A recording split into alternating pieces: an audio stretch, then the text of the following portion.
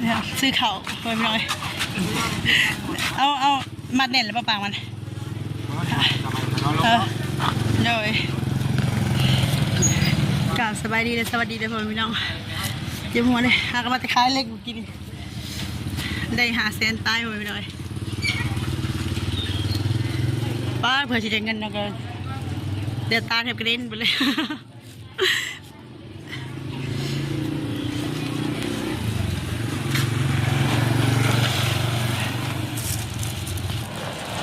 ถ้าได้ก็เข่าเมื่อกี้อันในช่างรวมทั้งหมด6เซนซาวบอกอันนี้30 โลเนาะ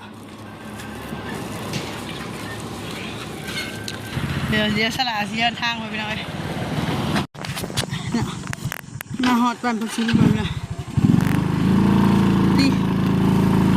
โอ้ยคือเข่าสีเงียเลย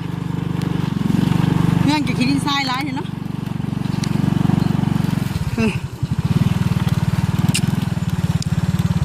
น้องเมย์สบายดีเด้อพากันมาได้ใช้นี่สละโทรหาพวกเพิ่นออกไปออกไปเถอะจับกล้องให้โอ้บอกเขามาเนี่ยได้เนาะมันจะถับโคสุดเจ้าเลยสบายดีเด้อไปเก็บเล็กลายมือเลยโอ้สิตายเลยถ้ากล่องมาเนี่ยผมบอลมันเหลืองเล็กขาย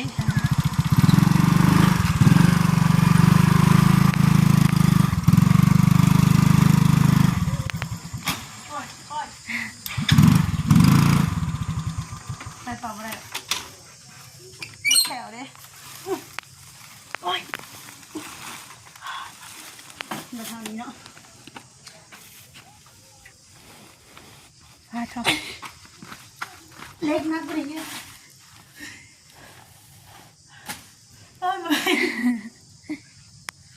สิเป็นลมขอรับกินเนี่ย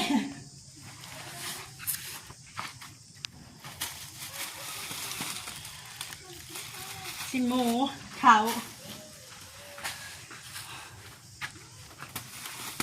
นี่หัวเด้เป็นลมเลยทีนี้อะไร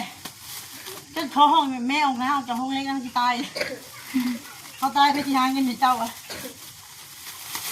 เราอยากออกแต่ว่ามันร้ายเนาะคนหลายเดี๋ยวแต่ว่าเขาทุกความห่างไกลเขาที่สิตายเลย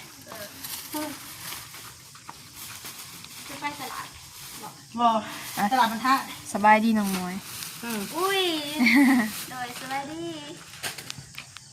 เอากินลายเพชรกินทงเดียวพอเลยกินลายทงเงินจะเงินเท่าไรแหละเจ้าจะไปยินนะเงินเท่าไรก่อน100,000บ่ก็สิเรียก100,000ซื้อเครื่องมันอีกอันนี้ก็600,000 ปลายอันนี้ก็เมื่อไป200,000 ปลาย200,000เท่าไรวะ200,000หรือ200,000มันโมเจนอกทำบริษัทยิบตอนแรกว่าสิให้ผมไปเอาอยู่ห้างผมไปซื้อแต่ว่าเข้าไปจากผ้าไปเวียกอื่นนะมันสิขาดอีกเลยให้เราแบกขึ้นรถแล้วก็เอามาเลยพอดีมาช่วยก็มาอยู่ข้างทางเนาะเหลือเงินไว้ให้น้องวันนี้100,000ไปไม่ได้100,000ก็เอาละ100,000ก็เอาเนาะไปเฮียนเนาะประหยัดเด้อ100,000ให้ไม่ได้สักเดือน1มือเท่าไรวะมือละ1,000ป่ะหอดได้เดือนคิดนอกจากเงินเลยจากซื้อของให้เพิ่นน้องเมย์หันผู้เละเงินเดือนของเก่าอันนี้ก็เงินให้น้องมวยเนาะอันนี้เดี๋ยวก็ได้ละไปละพอเห็นสายเขาอะเพราะว่ามาไวไปเนาะแต่ก็มีของน้องเมย์น้ำเนาะโอ้โดยของน้องเมย์นี่ใส่เท่าไรได้เนาะให้เท่าไรก็ได้2,000เนาะ2,000เอา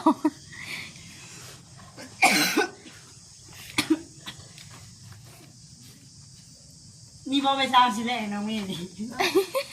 มี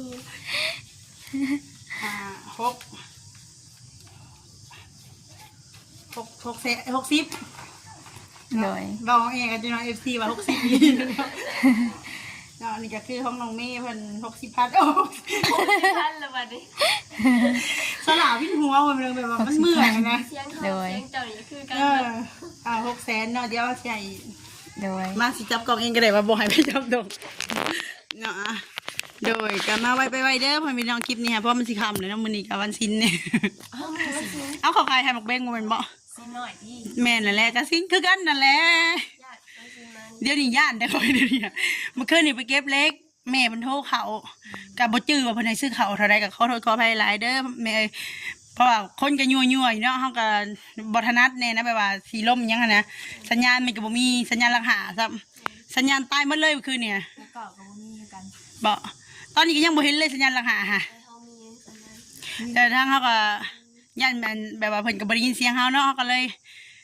บ่ค่อยฮู้เรื่องปานใดจนจังมองว่าเมื่อคืนนี่เลยเที่ยงคืนเด้กลับค่ะเพราะว่าสะออนเล็กเด้บัดนี้สิตายติบัดนี้ สะออนอยากได้เงินแต่ว่าตัวเองสิตายแล้ว600,000เนาะ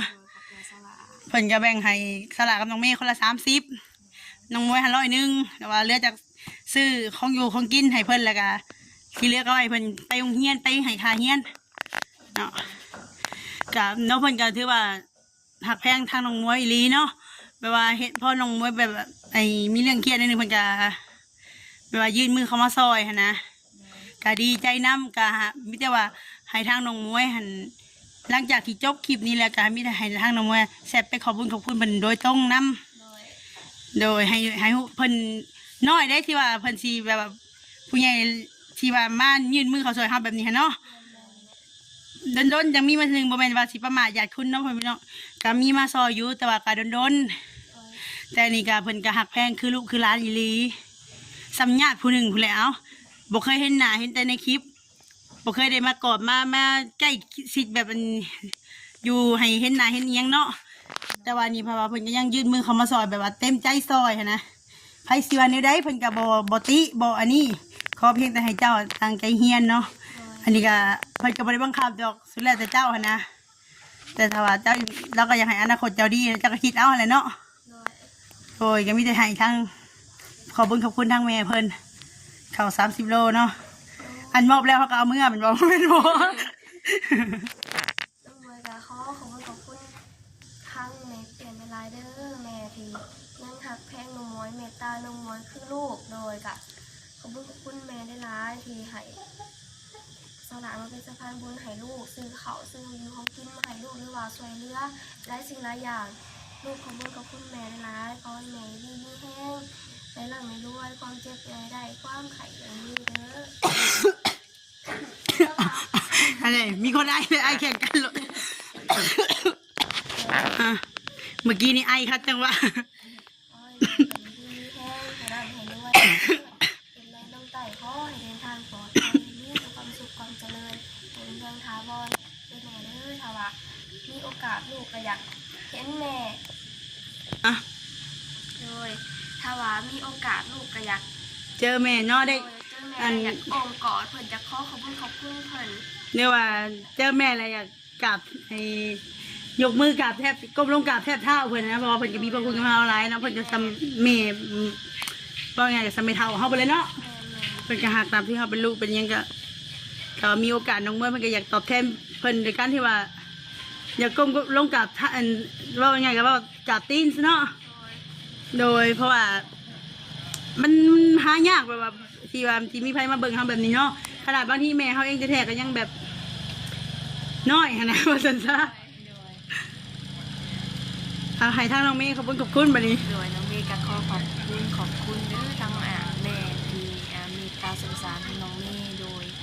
ขอให้แม่เป็นดีมีแรงคนเจ็บที่สุดแรงความไข่ที่สุดมีขอให้แม่อายุมันขวัญยืนเด้อไปทางใดมาทางใดก็ขอให้เดินทางตลอดปลอดภัยขอให้บุญรักษาเทวดาคุ้มครองด้วยซ้ำถูกตะขอขอบคุณทั้งสองหลานกันโดยที่ว่าเป็นสะพานบุญให้น้องเมย์ขอบคุณหลายขอให้ดีมีแห้งให้สุขภาพแข็งแรงให้หาเงินเข้าให้ได้ให้ดีเด้อ สาธุ ผู้ที่ตาม สุขภาพแข็งแรงนี่ยอมเลย สู้ต่อไป เฮาสองคนที่สู่ต่อไปเลยเนาะกะสร้างสลากอะเป็นตัวแทนเนาะมาเป็นสะพานบุญทางแม่เพิ่นได้มามอบข้าวสารและก็อาหารเนาะแล้วก็เอาเพชรประเด็กเป็นนัวเนาะมามอบให้ทางน้องมวยเพิ่นแล้วก็มอบเงินให้เพิ่นไว้เฮียนโดยแล้วก็เป็นค่าน้ำมันสลากอะซ้ำกันกับน้องมีเนาะ ไอนี่บ่หยุดเลยเพราะว่ายังอยู่ในห้องเล็กอยู่ โดยนะพ่อพี่น้องเมื่อกี้นี่ไอ้คัดจังว่ากันแหละก็มีผู้บ่าวแนมไหนโชคใส่ตกใจในความงามอยู่